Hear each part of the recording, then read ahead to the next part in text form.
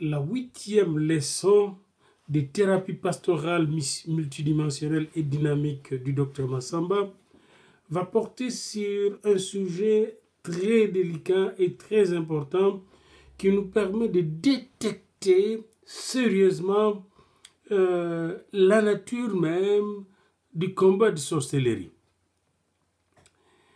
Et les thèmes que nous allons examiner dans cette leçon, cette 8e leçon, est la dimension parapsychique de la sorcellerie ou de Kindoki. Et c'est très important que nous puissions un peu écouter Dr Massamba ce qu'il dit, parce qu'après ça, nous allons démonter cette dimension parapsychique pour voir ce qui est derrière. Alors, suivons Dr Massamba qui parle maintenant. Bien des phénomènes, dit Dr Massamba, que l'on diagnostique en termes de Kindoki ressemblent aux phénomènes parapsychiques. Soulignez le mot parapsychique. Et c'est le mot que nous allons tenter de démonter à la fin pour voir qu'est-ce qui est derrière. Et c'est très important pour moi. C'est là que se trouve justement la nature même de la problématique de la sorcellerie, du phénomène de la sorcellerie. Bien des envoûtés ont proclamé qu'ils avaient reçu des informations par d'autres moyens que le 5 sens ordinaire de l'homme, dit Massamba. C'est ce qu'on nomme perception extrasensorielle. Soulignez le mot perception extrasensorielle. Nous verrons de quel domaine relève ça, ces phénomènes.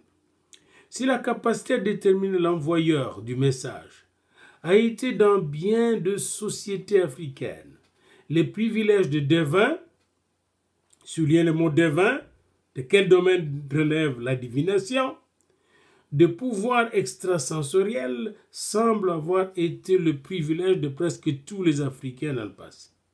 Je me demande parce que en Asie, on a ces pouvoirs. Ici, aux États-Unis, au Canada aussi, c'est pas l'apanage, ce n'est pas réservé aux Africains. Mais je vous dirai qui exerce ce pouvoir de perception extrasensorielle.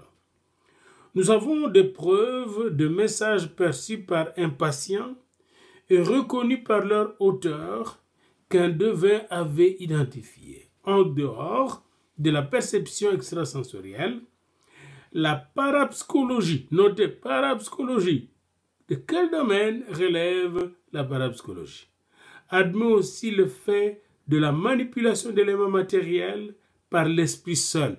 Que veut dire manipuler les éléments matériels? Et ça relève de la science ou de l'occultisme? C'est la question que nous devons nous poser.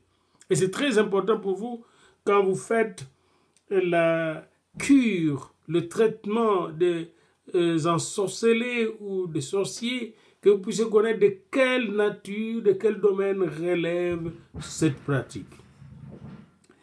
C'est ce qu'on connaît sous le nom de psychokinésie.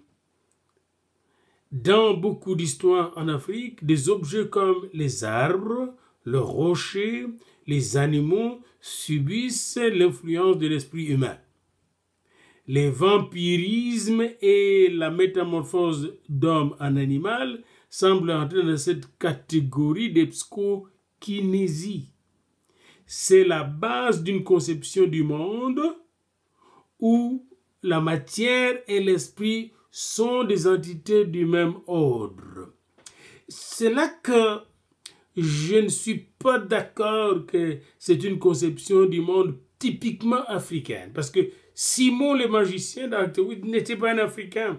Je peux continuer à nommer des gens en Asie. Il semblerait que c'est une culture universelle d'un groupe bien déterminé. On reviendra là-dessus. Dr Massamba distingue donc 3 types qui ont été jusqu'ici reconnus dans la pratique de la sorcellerie. Premièrement, à la clairvoyance, qui est la perception extrasensorielle d'objets ou d'événements actuels et proches, et se rencontre communément non seulement chez les devins, mais aussi chez les Africains ordinaires. La clairvoyance. Que veut dire un clairvoyant? Est-ce que c'est de la science? Deuxièmement, la précognition, qui est la perception extrasensorielle d'événements futurs, tandis que la rétrocognition commune chez le devin, qui est la perception d'événements passés. Alors, vous avez souvent des gens aussi qui, dans le groupe de prière, dans certaines églises, vont vous dire, on va vous retourner à votre passé, vous allez l'explorer, puis au fond, ils sont en train de faire avec vous la rétrocognition, qui n'est pas nécessairement indiquée bibliquement. Alors, ici, 60, page 61, le rêve comme un acte de précognition ou de récognition est exploité, par exemple, par le devin pour aller chercher de preuves, n'est-ce pas, lors des accusations de sorcellerie.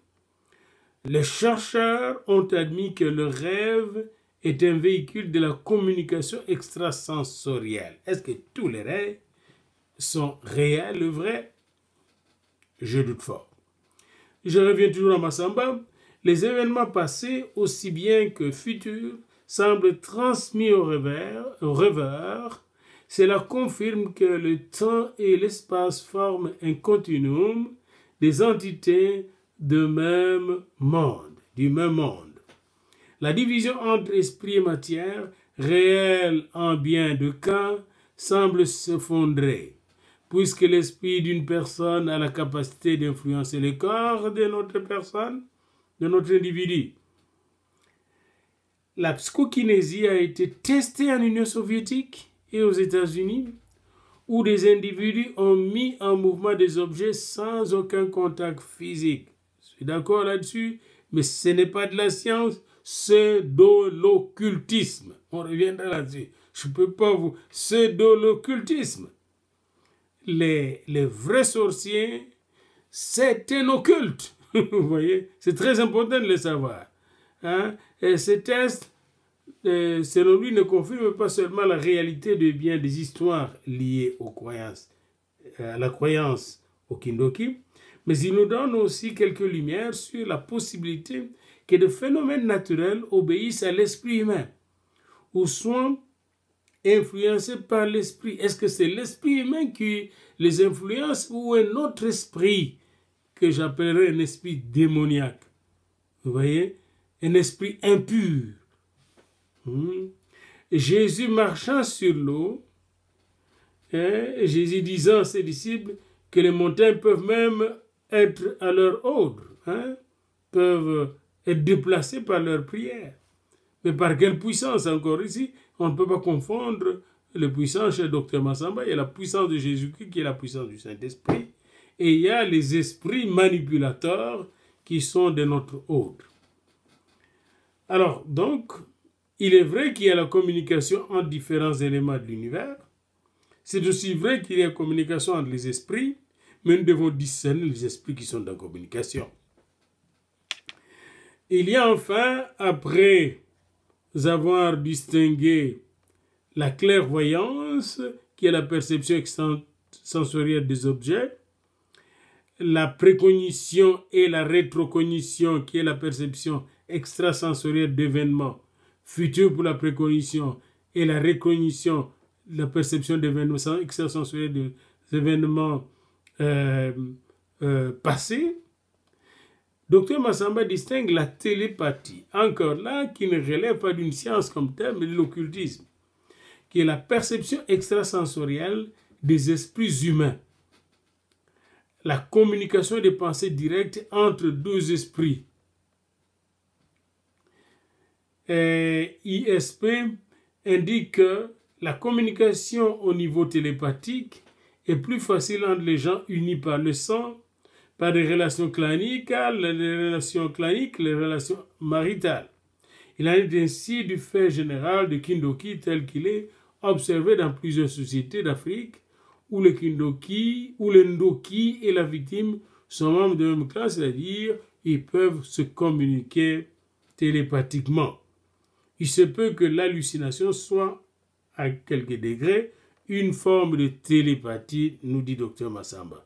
Nombreux sont les cas en Afrique où des gens reçoivent des ordres, entendent des voix, voient des personnes, accomplissent ce qui leur est commandé. Bon nombre de ces gens, dit Dr Massamba, sont difficiles. Bon nombre de ces cas plutôt sont difficilement explicables par les méthodes de la psychologie générale. Bien sûr que oui, bien sûr que non, puisque cela relève de l'occultisme. Il semble qu'il y ait des grandes possibilités de communication télépathique entre les disparus et certains survivants. Bien sûr que oui, nous avons cela dans la Bible. On appelle cela la nécromancie, la communication avec les esprits des morts. Mais cela n'est pas une science. Cela relève de l'occultisme. Oui. Alors il va plus loin, il dit, de ce point de vue, prière, invocation, incantation peuvent ne pas être considérés comme des procédés d'auto-hypnotisme, mais comme des moyens réels de communication. Bien sûr que la prière est un moyen réel de communication selon Dieu. Quand Abraham est en train de communiquer avec Dieu dans Genèse 18, pour que Dieu ne puisse pas détruire Sodome et Gomorrhe, il est en train d'influencer justement les circonstances. Et si Dieu aurait accepté, ou si on aurait trouvé 10 personnes justes à Sodome et Gomorrhe, c'est l'homme serait sauvé. La prière influence, mais influence les événements par la puissance de l'Esprit de Dieu. C'est que la télépathie ne fait pas la télépathie, elle travaille par les esprits occultes. Voilà un cas qui nous donne, et nous allons analyser ensemble ces cas, le cas de Maluka et Bikunda, qui étaient membres du même clan, étendus sans parenté de sang. Ils étaient tous deux chrétiens. Les ancêtres de Maluka étaient les esclaves du clan maternel de Bikunda, mais après quelques générations, la famille de Maluka fut complètement intégrée dans le clan de Bikunda, au point d'exercer tous les privilèges du clan, alors que les Maluka étaient des esclaves, des anciens esclaves. En vertu de ses responsabilités d'anciens de clan, il mit Maluka à l'école primaire, puis l'aida financièrement pour les préparatifs de son mariage et les cérémonies. Le neveu de Bikunda épousa la nièce de Maluka. On accomplit les rites appropriés pour que celui-ci puisse se marier avec l'autre, puisque ce mariage devait être prohibié parce que c'était un mariage endogamique, interdit dans la culture Congo. Durant la période de négociation et de préparatifs, Maluka s'entretait en privé avec Bikunda et suggéra à Bikunda que son neveu puisse acheter un certain type de vêtements. Elle donne à Maluka pour le mariage de sa nièce. Mais Bikunda refusa et ils entrèrent ainsi en conflit sans que personne d'autre ne le sût. Ainsi, après le mariage, les rites traditionnels et chrétiens, Maluka éprouva de ressentiment pour Bikunda, mais il ne l'exprima jamais ouvertement. Le jeune couple cependant vécut pendant 5 ans sans enfant. Les examens médicaux n'indiquaient aucun signe pathologique qui puisse empêcher la fécondité. Ils consultèrent alors un prophète et apprirent le conflit survenu entre Maluka et Bikunda. Avant leur mariage, le prophète leur conseilla d'amener Maluka et Bikunda à régler leur affaire de façon constructive. Le Ngunja au prophète leur affirma que la stérilité n'était qu'un problème apparent. Une cérémonie de réconciliation eut lieu dans le village. Maluka et Bikunda confessèrent leur conflit publiquement devant les membres du clan. 2 mois plus tard, 2 mois après cette réconciliation, la femme était enceinte. Elle donna naissance à des enfants sans aucune complication. Alors, Massamba qui conclut, ces cas soulèvent des questions qui ne peuvent être résolues par des interprétations psychologiques générales. C'est vrai. Pourquoi c'est fait que la femme ne conçoit pas parce qu'il y a un conflit entre les oncles, n'est-ce pas? Et dès que ce conflit est réglé, la femme conçoit. Comment expliquer ce tel fait? C'est difficile de l'expliquer du point de vue de la psychologique, de la logique psychologique, qui est de la logique normale. Alors, et d'ailleurs, on a remarqué que biologiquement, il n'y avait aucun problème. Un examen psychologique mené parallèlement à un examen médical de tel cas pouvait éclairer les choses. Hein? Qu'est-ce qui se passait en réalité? Ces cas semblent suggérer qu'une grande quantité d'énergie, selon Massamba, ne soit pas nécessaire à l'envoyeur pour mobiliser des énergies qui influencent une autre personne significativement, hein? Puisqu'il semble exister une influence de facteurs énergétiques non physiques sur la vie mentale et physique de l'homme et de la femme mariés. Alors voyez-vous, ici, c'est là que je vous ai dit qu'il faut tenir compte de cette dimension parapsychique de Kindoki, cette dimension parapsychique que j'ai vu analysée aussi par un autre auteur africain qui est Lufulabo Miseka et aussi par le père Ebga. C'est la dimension qui nous démontre clairement que la sorcellerie, c'est de l'occultisme. Et il faut faire attention en tant que thérapeute, en tant que pasteur, de délivrer les ensorcelés en utilisant aussi des méthodes thérapeutiques occultes comme la télékinésie ou encore la télépathie ou la clairvoyance, la perception extrasensorielle ou la précognition ou la rétrocognition, ou même l'hypnotisme, tous ces termes relèvent du domaine occulte, du domaine de ténèbres. Les enfants de lumière ont la puissance du Saint-Esprit qui leur révèle les choses cachées. Et le Seigneur lui-même dit dans Amos, dans Jérémie 33:3, invoque-moi. Invoque qui? Le Seigneur, pas un esprit, pas l'esprit des morts, pas l'esprit des ancêtres. Invoque-moi et je te répondrai. Je te révélerai de grandes choses, de choses cachées que tu ne connais pas. Ne soyez pas du tout impressionnés par les termes de la parapsychologie. La parapsychologie, c'est une discipline qui relève de l'occultisme en Occident. Et la plupart des gens qui pratiquent la parapsychologie pratiquent de l'occultisme. Et nous verrons dans un cours que je vous donnerai, parce que c'est important pour vous de suivre ce cours de théologie pastorale 700, n'est-ce pas, avec un spécialiste Koutko qui était né de nouveau, baptisé du Saint-Esprit, un docteur en théologie et spécialiste en psychiatrie. Nous verrons comment la pratique de l'occultisme peut amener aux maladies mentales. Nous verrons cela. Et dès qu'on dénonce cette pratique, on est délivré presque instantanément des maladies mentales. Le point suivant que nous allons aborder dans cette leçon 8 porte plutôt sur l'explication de Dr Massamba concernant le Kindoki comme la thérapie, concernant la pratique thérapeutique en matière de Kindoki, dans le domaine de Kindoki, comme une pratique qui mène vers une théorie de l'homme, ou une pratique qui se fait autour d'une théorie de l'homme. Que cela veut dire? Pour lui, Kindoki est un phénomène très complexe, oui, mais qui ne doit pas précisément être analysé selon les catégories séparées.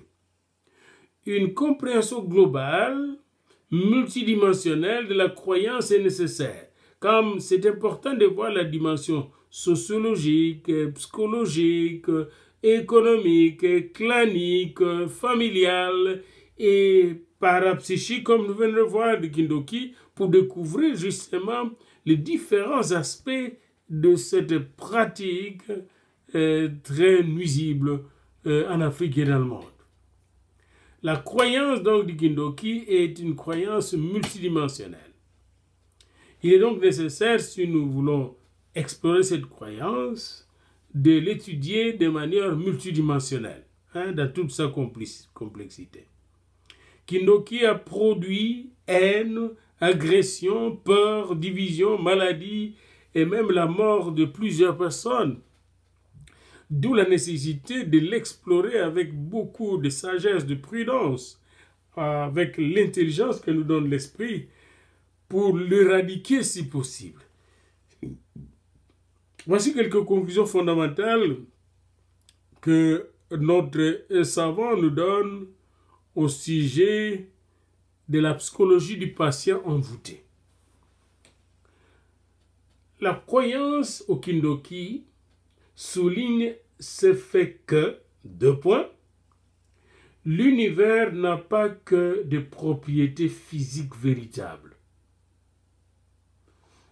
L'univers n'a pas que des propriétés physiques véritables que nous pouvons explorer au moyen d'instruments, de mesures, mais aussi l'univers a en plus de propriétés physiques vérifiables, véridiques, véritables, que nous pouvons mesurer avec des instruments, calculer avec des chiffres. L'univers a aussi des propriétés non physiques qui échappent à l'espace, au temps et à la matière. Une des démonstrations que je peux faire, c'est Jésus-Christ ressuscité. Il entre dans une maison dont les portes sont fermées. Il disparaît quand il veut. Donc il n'est pas du tout limité par la matière. Donc l'univers n'a pas que de propriétés physiques vérifiables par des instruments, par des microscopes, par des lunettes, par des satellites. Il y a des propriétés spirituelles qu'on ne peut pas voir avec nos instruments d'observation physique. Deuxièmement,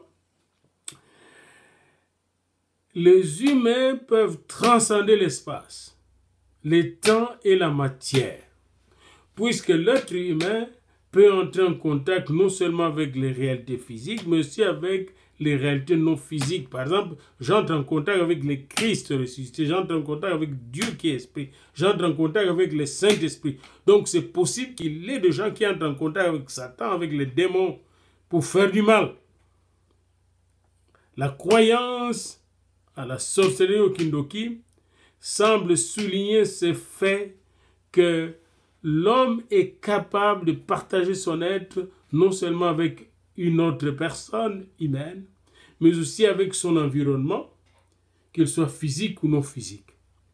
Il faut donc mener des recherches sérieuses sur la croyance au Kindoki pour en extraire tous les positifs des capacités humaines qui se cachent en elle, et moi je dirais même tous les négatifs aussi, que l'on a perçus jusqu'à maintenant et utilisés de façon négative. Fondamentalement, la sorcellerie au Kindoki implique une conception de l'homme pris dans la totalité de son être, comme un être à la fois physique, physiologique, psychique, spirituel. C'est donc un essai de répondre au problème fondamental dont s'occupe la théologie pratique, la psychologie, la philosophie, les sciences naturelles. Quel est ce problème fondamental? Qu'est-ce que l'être humain? Et cette question, on le retrouve dans au psaume 8, n'est-ce pas? Qu'est-ce qu'est l'homme? Pour que Dieu prenne soin de lui. Le patient qui vient auprès de vous et qui se plaint de l'envoûtement, le patient qui se sent touché par l'envoûtement et qui pense que le monde entier qu'il connaît est envoûté, le monde de personnes signifiantes pour lui, pour ce patient, est contre lui, ce patient pose la question fondamentale suivante, se pose la question fondamentale suivante dans sa conscience: qui suis-je dans ma relation aux personnes avec lesquelles je vis? Un patient qui dit que sa mère est sorcière. Je vous ai dit, je vous ai donné au début du cours ou dans un autre cours, comme un patient qui est d'origine canadienne, qui est de race caucasienne, marié à une femme de race caucasienne européenne, de pays européens, eh bien, pense que la femme est stérile parce qu'on lui a lancé des sorts par les parents du mari. Vous voyez? Alors, la personne nous pose une question: qui suis-je par rapport à ses parents? Qui suis-je moi? Pourquoi suis-je né dans cette famille? C'est une question de sécurité, d'identité. C'est une question qui n'a pas une réponse facile. Et vous voyez, la personne qui se pose cette question est à la recherche, n'est-ce pas, du sens de sa vie, mais aussi de sa sécurité. C'est ce même cas de sécurité et de sa sécurité aussi que se préoccupe, comme le fait remarquer John Beatty dans son ouvrage, les gens qui se posent la question de sorcellerie. Un jour, nous reprendrons dans un cours avancé, surtout pour ceux qui font le doctorat. Je donnerai un cours sur la philosophie et les religions africaines. Dans ce cours, nous allons essayer de creuser à fond cette question de notre identité par rapport à notre culture. Et ce problème se pose même dans la culture européenne et la culture canadienne. Pourquoi les gens aujourd'hui se disent du jour au lendemain: je ne sais plus si je suis un homme ou une femme? Ils deviennent transgéniques. Ou ils vous disent: bon, je pense que j'étais un homme né dans une forme féminine, ou je suis une femme née dans une forme masculine. Pourquoi cette personne se pose telle de telles questions? Comment comprendre cette question? Comment comprendre qu'un père de famille qui a 3-4 enfants déjà adultes se décide du jour au lendemain de devenir une femme? Crise d'identité. La façon dont le thérapeute va comprendre une telle situation lui donnera la capacité d'accompagner une telle personne jusqu'à sa délivrance. Et l'un des mêmes pour la problématique de la sorcellerie, la façon dont le thérapeute va comprendre cette personne qui se plaint de la sorcellerie, lui fait confiance, crée chez le patient les sentiments qu'il n'a pas à prouver cette fiction, cet imaginaire, cette guerre spirituelle. Il n'a pas besoin de chercher de preuves, mais qu'on le croit, qu'on l'écoute attentivement, avec compassion. Eh bien, la façon de l'accueillir va changer toute la donnée, la donne de la thérapie. Beaucoup d'envoûtés ne sont pas atteints de maladie mentale, mais ils ont adopté un style de vie dont résultent de problèmes de vie. Vous voyez, par exemple, il a adopté un style de vie de querelles, de problèmes tout le temps avec des gens dans la famille. Ou alors il a adopté un style de vie d'infidélité continuelle. Ce comportement a pu être une réponse à un problème culturellement défini, mais enraciné dans la personne elle-même. Il est clair que dans de nombreux cas, que le problème ne peut être résolu tant que n'a pas été essayé un nouveau style de vie. Il s'agit d'amener la personne à sortir d'une forme, d'une manière de vivre, d'une manière d'être, pour entrer dans une nouvelle manière d'être. Justement. C'est une sorte d'exodus qu'il faut, n'est-ce pas, pratiquer pour cette personne. Enseigner à un envoûté qu'il souffre uniquement parce qu'il a été envoûté par une autre personne, c'est le laisser continuer passivement dans le même comportement qui lui a été nuisible. Le patient doit apprendre à voir où, dans sa vie, il n'a pas accepté sa propre responsabilité, où, dans sa vie, il a ouvert le porte à l'envoûtement. Sinon, l'envoûté risque de souffrir de ce problème pendant longtemps ou sinon toute sa vie. Alors, l'envoûté peut aussi servir du Kindoki comme moyen pour répondre à certaines de ces questions et de ce besoin, certains de ces besoins fondamentaux, d'être accepté, d'être approuvé en rejetant l'autre.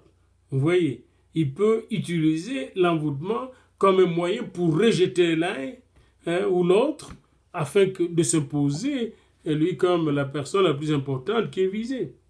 Le Kindoki est un moyen par lequel on peut régler plusieurs problèmes dans une famille. Le Kindoki, comme le dit Dr Massamba, est un moyen par lequel le patient cherche à atteindre le gain final, le bonheur personnel, l'harmonie sociale et personnelle. Le moyen est un critère fixe et le gain final est lui aussi fixé. En acceptant la sorcellerie comme un moyen par lequel il atteint le gain final, le patient aura tendance de ne jamais se débarrasser du discours de Kindoki. Il va vous revenir avec d'autres problèmes de Kindoki, même quand vous avez résolu le premier, il viendra avec un deuxième, puis un troisième, puis vous allez continuer dans ce cycle, et ça devient une église de combat spirituel ou d'ébiment. Quand le patient se sert de Kindoki comme un mécanisme révélateur de ses frustrations, dans un langage de passivité, il mobilise ses ressources pour faire quelque chose qui vienne de son propre fond. Si on l'aide suffisamment à s'affronter lui-même à son problème, eh bien, il va sortir de ce cercle vicieux et va se débarrasser même des sorciers réels. La croyance à la sorcellerie peut aussi signifier une réactivation sous forme de rêve, de plaisir refusé. Il y a des gens, par exemple, qui se voient avec les femmes de nuit, les hommes de nuit. Nous verrons cela dans le livre de Massamba, la deuxième partie de ce cours, qui sera intitulé « Le Saint-Esprit interroge les esprits ». Et vous allez voir que seul le Saint-Esprit peut interroger efficacement et valablement les esprits et les découvrir. Mais pour revenir à la problématique du Kindoki telle qu'élaborée, étudiée par le professeur Massamba dans son livre « La libération des envoûtés », qui fut sa thèse de doctorat, présentée en 1972 aux États-Unis, Kindoki peut désigner l'anticipation de la punition à la suite d'une action impure. Quelqu'un qui a commis un adultère, qui se voit avec des femmes de nuit, ou qui se voit qu'il est devenu impotent, n'est-ce pas? Et on peut conclure qu'il est en train de s'auto-punir, de s'accuser. Le monde de la sueur embrasse, dans l'ordre de l'impur, les conséquences d'actions et d'événements impurs, nous dit Dr Massamba. C'est une façon pour le patient envoûté de se racheter de la punition. Il marche alors vers la découverte de soi par soi. Alors c'est très important pour nous de savoir quelle est la fonction du discours de Kindoki ou de la sorcellerie dans l'existence de cette personne qui me parle de Kindoki. Tout en prenant cette personne au sérieux, vous pouvez découvrir au-delà de son vocabulaire parapsychologique, de son vocabulaire, n'est-ce pas,